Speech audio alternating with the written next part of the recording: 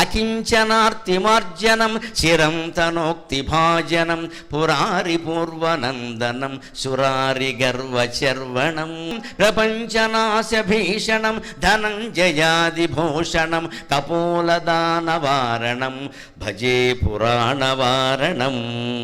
ఎంత అందమైన పదప్రయోగాలు! ఆదిప్రాస, మధ్యప్రాస, అంత్యప్రాస.